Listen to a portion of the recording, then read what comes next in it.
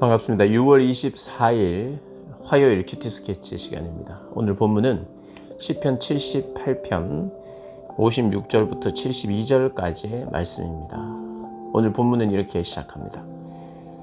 그러나 그들은 지존하신 하나님을 시험하고 반항하여 그의 명령을 지키지 아니하며 그들의 조상들 같이 배반하고 거짓을 행하여 속이는 활같이 빗나가서 자기 산당들로 그의 노여움을 일으키며 그들의 조각한 우상들로 그를 진노하게 하였음에. 오늘 본문은 이스라엘 백성들이 가나안 땅에서조차 하나님의 말씀을 거역하고 마치 광야에서 반복된 죄를 지었던 것처럼 가나안 땅에서도 약속의 땅에서도 결국에는 그렇게 살았다고 말하고 있습니다. 그러나 그것으로 끝나지 아니하고 하나님의 은혜를 베푸셨다는 그런 내용인데요. 오늘 보면 60절을 보면 하나님께서 실로의 성막을 떠나셨다 이렇게 이야기합니다. 실로의 성막. 실로의 성막은 어딘고 하니 이스라엘 백성들이 가나안 땅에 들어와서 실로에 하나님의 성막을 세웠습니다. 성막을 그곳에 뒀죠. 그러니까 하나님의 임재의 상징이 실로에 있었어요. 그래서 그것을 실로의 장막이라고 합니다. 그런데 사사시대를 지나고 이스라엘 백성들이 반복적인 죄를 짓자 하나님께서 실로에 계셨던 하나님이 거처를 옮기셨다는 뜻입니다. 그러니까 이스라엘 가나안 땅에서 하나님께서 가나안 땅 이스라엘 백성들의 허락하신 땅에서 떠나셨다는 거예요. 그 사건이 어떤 사건이냐면 법궤를 빼앗기는 사건입니다. 언약궤를 빼앗기는 사건입니다. 언제 빼앗겼습니까? 사무엘상 4장을 보면 홈니와 비느하스, 엘리 제사장의 아들 홈니와 비느하스가 블레셋과의 전투에서 법궤를 가지고 갑니다. 법궤만 가지고 가면 승리할 것이라고 생각했고 믿었죠. 그러나 하나님은 그렇게 미신적으로 일하시는 분이 아닙니다. 어떠한 법궤라고 하는, 법궤도 하나님의 임재의 상징이죠. 그것 자체가 하나님은 아니잖아요. 근데 하나님이 이 법궤에 계셔서 우리와 함께 하신, 실제로 법궤가 이렇게 전쟁 가운데 온다는 소식을 듣고 블레셋이 굉장히 두려워했습니다. 그러나 그럼에도 불구하고 오히려 그것이 블레셋으로 하여금 목숨을 걸고 싸우게 했죠. 어쨌든 그 법궤 자체에 힘이 있는 것이 아니라 하나님의 임재를 사모하고 하나님의 임재를 신뢰하고 순종하는 자들에게 역사하시죠. 근데 그렇게 하지 않았기 때문에 하나님은 그것을 떠나셨습니다. 마치 하나님이 힘이 없어서거나 당신의 능력이 없어서 빼앗긴 것이 아니에요. 그러나 마치 그렇게 표현은 하고 있어요. 우리가 알아야 될 것이 있다면 하나님은 빼앗기거나 빼앗을 수 있는 분이 아니에요. 하나님은 우리가 이용할 수 있는 분도 아닙니다. 우리가 잘 이용하고 그분의 비율을 잘 맞춰드리면 우리가 원하는 것을 얻을 수 있는가? 절대로 그렇지 않습니다. 하나님은 하나님의 뜻대로 주장하시고 그 뜻대로 우리를 변화시키는 분이고 이스라엘 백성들을 변화시키는 분이시지 이스라엘 백성들이 원하는 대로 그렇게 하나님께서 행하시는 분은 아니에요. 그래서 하나님이 그들의 반복적인 죄 때문에 떠나신다고 말합니다. 그리고 실제로 떠나셨어요. 근데 하나님이 돌아올 때가 있죠. 언제입니까?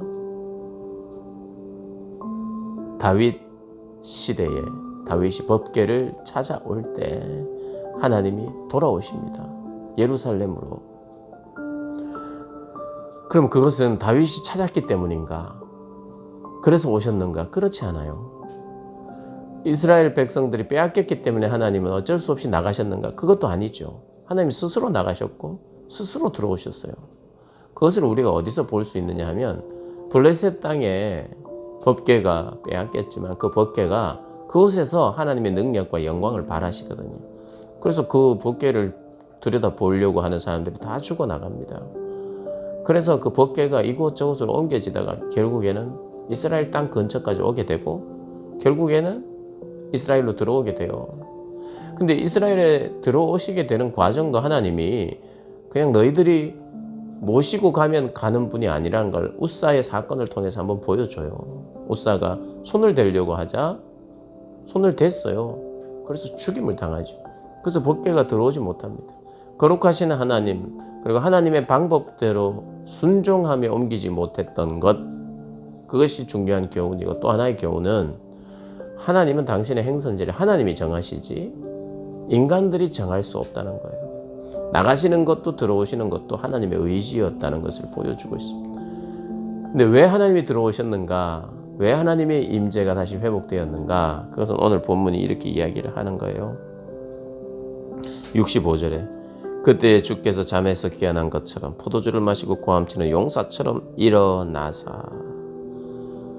하나님께서 일어나십니다. 하나님께서 새로운 은혜를 주시려고 우리에게 찾아오시는 거예요. 그래서 하나님은 이 시대에는 어떤 방법을 쓰셨는가? 다윗이라고 하는 인물을 세우셔서 그를 통해서 하나님이 이렇게 이야기하십니다. 72절에 이에 그가 다윗이 그들을 자기 마음의 완전함으로 기르고 그의 손의 능숙함으로 그들을 지도하였도다. 한 사람을 통해서 하나님 일하십니다. 소수를 통해서 하나님 일하세요.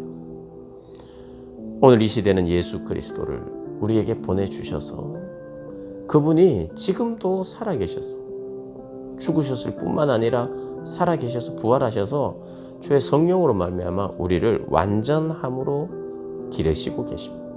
그리고 그분의 능숙함으로 우리를 지도하고 계세요. 이스라엘 백성들에게 이 시편의 노래가 불려진 이유는 반복된 조상들의 잘못이 나의 잘못인 것을 깨닫게 하고 나의 잘못 때문에 하나님이 마치 떠나신 것 같은 그런 경험들을 함에도 불구하고 하나님은 스스로 일어나셔서 우리를 찾아오시는 분이시라는 걸 교훈하기 위해서. 그래서 너희들이 회개하면 된다. 돌이키면 된다. 하나님은 새날을 주신다. 이거 교훈하기 위해서. 다음 세대에 전하기 위해서. 공동체의 정체성을 위해서 예배했던 겁니다. 오늘 우리가 이 시대에도 이 노래를 할 수 있는 것이죠. 반복되는 우리의 결함 하나님 아시지만, 그리고 때로는 마치 떠난 것 같지만 하나님은 스스로 당신의 마음을 돌이키셔서 우리의 손을 붙들어 주시는 분, 그리고 우리를 지도하시는 분, 그리고 하나님의 마음을 알게 하시는 분이라는 것, 예수 그리스도를 통해서 그 일을 하시는 분이라는 걸 우리는 오늘 이 시대에 그렇게 하나님을 배우고 하나님을 알아가게 되는 것이죠. 그 하나님을 누리고 그 하나님 앞에 나아가는 저와 여러분 되시기를 주님의 이름으로 축복합니다.